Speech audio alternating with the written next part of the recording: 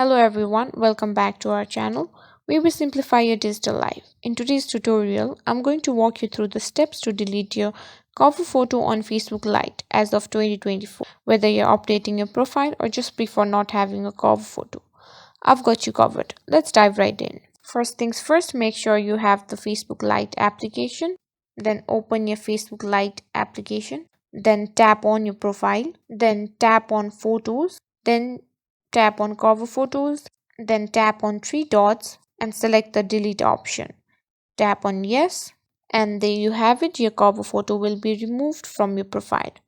Remember, you can always add a new cover photo whenever you feel like refreshing your profile's look.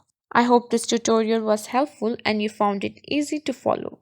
Deleting your cover photo on Facebook Lite is just a few taps away. If you have any questions or need further assistance, feel free to leave a comment below.